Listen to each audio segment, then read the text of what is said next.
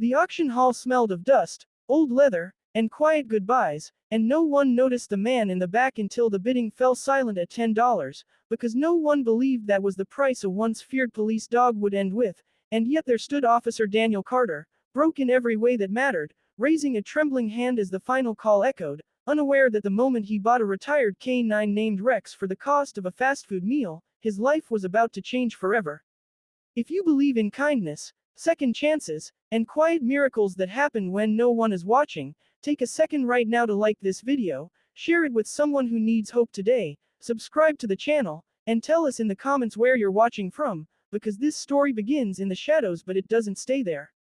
Daniel had been a police officer for 12 years before a single night unraveled everything, a routine call that turned into chaos, an explosion of sound and fire that took his partner's life and left Daniel with scars no one could see and a badge he could barely bring himself to wear, and after months of sleepless nights and paperwork that felt like punishment, he resigned quietly, trading his uniform for silence and a tiny apartment that echoed with regret. He came to the auction that day not to save a dog but to punish himself, drawn by a notice that the department was retiring several K9s deemed too aggressive, too unpredictable, too broken to serve or be adopted easily, and Rex was the last one brought out, a massive German shepherd with cloudy eyes and a scarred muzzle, his file thick with commendations and warnings, a dog who had found explosives, chased armed suspects, and taken down criminals twice his size, but who now sat alone in a cage, unmoving, as if the world had finally convinced him to give up. The crowd whispered about lawsuits and liability, about how some dogs were better forgotten, and as the bids climbed and then died, Daniel felt something twist in his chest, because he recognized that look in Rex's eyes, the look of a soul trained to fight and then abandoned when the fighting took too much, and when the auctioneer's voice cracked as he announced the final bid of $10, Daniel didn't think, he just acted, because for once he wanted to choose mercy instead of walking away. Bringing Rex home was not the victory Daniel imagined in that fleeting second of hope, because the dog did not wag his tail or explore the apartment or curl up to sleep, he paced endlessly, nails clicking against the floor, flinching at every sound, growling at shadows, and Daniel spent nights sitting on the floor, back against the wall, staring at the ceiling while the dog kept watch as if expecting an attack that never came, and the neighbors complained, and the landlord warned, and Daniel wondered if he had made another mistake he couldn't undo.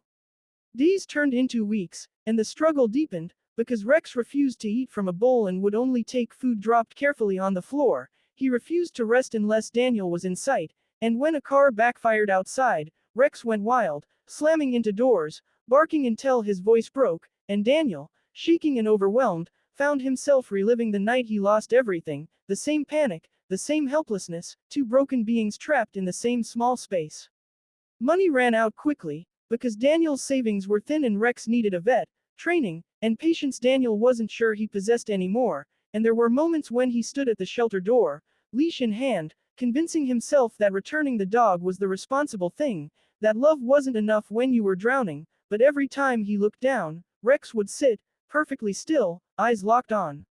Daniel with an intensity that felt like a vow, and Daniel would turn around and go home.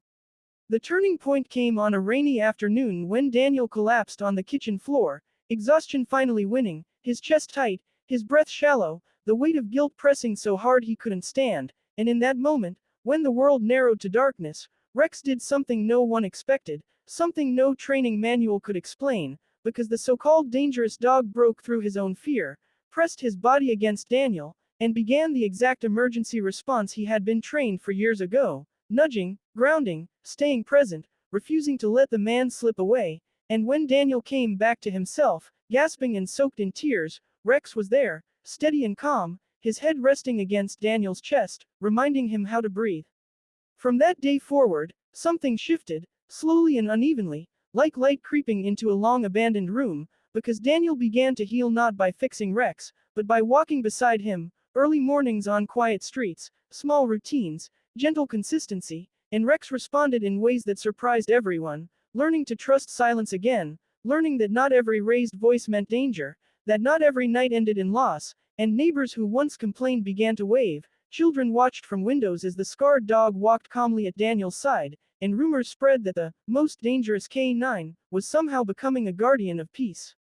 The true shock came months later when a fire broke out in the building across the street, flames racing upward while smoke filled the air, and as people panicked, Rex snapped into action, pulling Daniel forward, leading first responders through thick smoke, alerting them to a trapped child no one had seen, and when it was over, cameras flashed and reporters asked questions, stunned that a dog written off as unadoptable had saved a life, and Daniel stood there, rain-soaked and shaking, realizing that sometimes the things we throw away are the very things that can still save us.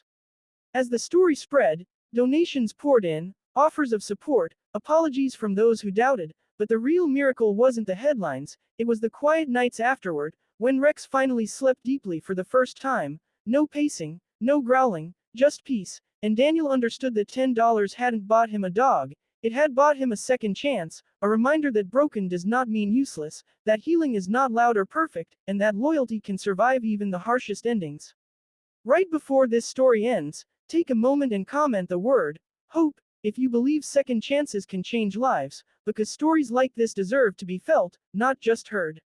If this story touched your heart, if it reminded you that love can come from the most unexpected places, please like, share, and comment to help this message reach someone who feels forgotten today, because somewhere out there is a person, or a dog, waiting for someone to believe in them, and sometimes all it takes is $10, one brave choice, and the courage to stay when walking away would be easier.